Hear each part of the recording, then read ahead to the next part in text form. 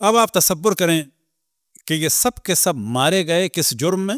اشرف الانبیاء کی آل کی مودت اور ان کے دفاع کے جرم میں۔ اگلا مرحلہ آیا رسول کی آل کی اسیری کا مرحلہ، اور ہم جس مرحلے سے گزر رہے ہیں وہ کون سا مرحلہ ہے، اور ہمارا کیا کام ہے کہ ہم رسول اور آل رسول کا ذکر کر رہے ہیں، اور رسول اور آل رسول کے فضائل بیان کر رہے ہیں، مصائب بیان کر رہے ہیں، اور خصوصاً ایام عزا میں ایک اہم ترین کام کہ جس کو ہمارے یہاں معمولی اب سمجھا جانے لگا ہے، رسول کی آل کا ذکر، رسول کی آل کے فضائل، رسول کی آل کے مصائب، رسول کے دوستوں، رسول کے اور آل رسول کے چاہنے والوں اور محبوں کا ذکر، اور رسول اور آل رسول سے بغض رکھنے والوں اور دشمنوں کے ذکر کو باقی رکھا ہوا ہے اس مجلس امام حسین کے ذریعے۔ اب اگر یہ کام نہ ہو تو وہی سازش ہوگی کہ سب کو برابر کر دو۔ اگر یہ مجلس نہ ہوتی تو آج ہر قاتل اور مقتول اور ظالم اور مظلوم اور فاسق اور فاجر سب برابر کر دیے، بدترین افراد برابر کر دیے جاتے مولا امیر المؤمنین کے۔ مولا امیر المومنین کی مظلومیت میں سے ایک مظلومیت یہ تھی کہ مولا امیر المومنین کا مقایسہ ہو رہا تھا معاویہ۔ مولا امیر المومنین کی مظلومیتوں میں سے ایک مظلومیت یہ کہ سازش کی جا رہی ہے کہ فاسقوں اور فاجروں کو، کہ جو منافق تو تھے ہی، کہ جنہوں نے کفر بھی کیے بعض، ان سب کو برابر کھڑا کر دیا اور سب کو یہ بتا دیا جائے کہ جی سب بہت محبت کرنے والے تھے، بڑے عادل، بڑے نرم، بڑے رحم دل، بڑے اللہ کے چاہنے والے تھے۔ اگلا مرحلہ کیا ہوگا کہ دین لینے کے معاملے میں لوگ سوچیں گے چاہے علی ابن ابی طالب سے دین لو، اور چاہے مثال کے طور پر بسر ابن ارطاس سے دین لو۔ بالکل ویسے ہی کہ جب پاکستان کی اور اس علاقے میں خطے میں اسلام کی بات ہو رہی ہے تو کتنا گمراہ کیا گیا کہ جی اسلام کا پیغام لایا کون؟ محمد بن قاسم لٹیرا، ایک فاسق و فاجر اور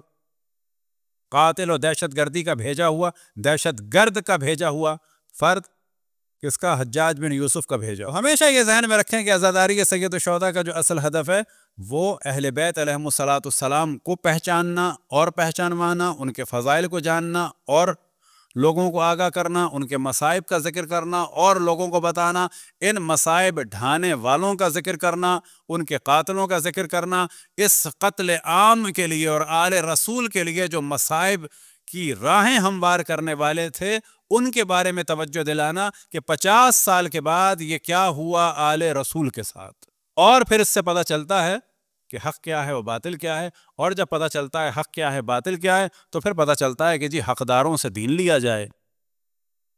اور باطل سے دین نہ لیا جائے۔ اسی وجہ سے کہا جاتا ہے کہ یہ ہے وہ عزاداری کہ جس نے اسلام کو باقی رکھا ہے۔ اب یہ چاہے نوحہ ہو یا مرثیہ ہو، سوز ہو یا سلام ہو، ہر کی صورت میں ہو یا نصر کی صورت میں ہو، تابوت ہو یا علم ہو یا سلجنہ ہو، کوئی بھی چیز ہو، جو بھی چیز مظلومیت اہل بیت کو عیاں کرنے کا سبب بنتی ہے۔ ابھی جو ہماری 6 مجالس تھیں باب العلم میں، تو وہاں ہم نے عزاداری میں جو چیزیں استعمال ہوتی ہیں، چاہے وہ تابوت ہو، علم ہو، بیڑیاں ہیں، طوق ہیں، اور جو رسم و رسوم ایران میں ہیں، عراق میں ہیں، تھائی لینڈ میں ہیں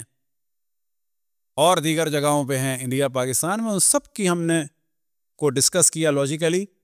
کہ جس سے یہ پتہ چلنا چاہیے ہر مومن کی ذمہ داری ہے جس چیز سے بھی اہل بیت کے فضائل یاد آئیں وہ کام عبادت، جس چیز سے بھی اہل بیت کے مصائب پر توجہ ہو وہ چیز عبادت، جس کے بارے میں ہم صرف ایک مثال دیتے ہیں بعض دفعہ کہ جب ہم جھولا بناتے ہیں حضرت علی اصغر کا، چاہے وہ چھوٹا اتنا سا ہو، اتنے بھی ہوتے ہیں، اور چاہے وہ اتنے بڑے ہوں، اتنے بڑے بھی دیتے ہیں ہم نے، تخت کے برابر، کسی بھی سائز کی۔ اصل ہدف کیا ہوتا ہے؟ رسول کے نواسے کے بچے کی شہادت کو بیان کرنا، اس کا رنگ، اس کا میٹیریل کس قسم کا ہے، اس کا ڈیزائن کیا ہے، یہ نہیں ہوتا موضوع۔ اور جب بھی میں ذکر کرتا ہوں توجہ دلاتا ہوں کہ جو لوگ سوال کرتے ہیں کیا کسی نے بنایا، کہیں قرآن میں حدیث میں، سوال کرنے والوں نے سوال کیا جائے تو صرف ایک ہم مثال دیتے ہیں، یہ ساری چیزیں ماڈرن آرٹ کا حصہ ہیں، اور ہمیں امام حسین کی یاد کے لیے چاہے ٹی وی ہو استعمال کرنا چاہیے، جو نوجوان بیٹھے ہیں انہیں کوشش کرنی چاہیے، چاہے فلمیں بنا سکیں اہل بیت کے دفاع کے لیے فلمیں بنائیں، سوشل میڈیا پہ جا سکتے ہیں سوشل میڈیا پہ جائیں، کمنٹ کر سکتے ہیں کمنٹ کریں، اسٹیج کے لیے اسٹیج پہ کام کر سکتے ہیں اہل بیت کے دفاع کے لیے اسٹیج پہ کام کریں۔ بلکہ ہم کہتے ہیں کہ یورپ امریکہ میں اوپرا کا کام ایسا ہے، اس کے ذریعے سے اگر امام حسین کے مصائب اور کربلا کے مصائب کو بیان کر سکتے ہیں قطعاً کریں۔ ہر وہ چیز جو اہل بیت کے فضائل و مصائب بیان کرنے کا سبب بنے عبادت ہے۔ شیخ احمد یاسین جو سلفی مارے گئے تھے اسرائیل میں، اپنا فلسطین میں اسرائیل کے میزائل سے، جب بھی ان کا ذکر ہوتا ہے فلسطین میں تو ویل چیئر اٹھائی جاتی ہے۔ تو پوچھا جائے ویل چیئر کیوں اٹھائی جاتی ہے؟ قرآن میں ذکر ہے کہ جو کہ مرے تو ویل چیئر اٹھاؤ، حدیث میں ہے کہ اپنے مرحوم کے ساتھ ویل چیئر کی تصویر لگاؤ یا ویل چیئر اٹھاؤ، یا خلفاء کرتے تھے یا اصحاب کرتے تھے؟ کوئی دلیل ہے اس کی؟ وہاں پر وہ آ جاتے ہیں اپنی اصل بات پہ کہ نہیں، جب حرام نہیں ہے ثابت تو کیوں اٹھائی ویل چیئر؟ تاکہ بتایا جائے کہ یہ آدمی معذور تھا، اس کو بھی نہیں چھوڑا۔ ہمیں کیا جواب دینا ہے؟ ہم تابوت کیوں اٹھاتے ہیں؟ ہم زلجنا کیوں بناتے ہیں؟ ہم جھولا کیوں اٹھاتے ہیں؟ ہم جھولا اس وجہ سے اٹھاتے ہیں تاکہ بتایا جائے کہ ان ظالموں نے نام تو رسول اللہ کا لیا لیکن رسول اللہ کے نواسے کے 6 مہینے کے بچے پر بھی رحم نہیں کیا۔ رسول اللہ کے نواسے کے 6 مہینے کے بچے پر بھی رحم نہیں کیا۔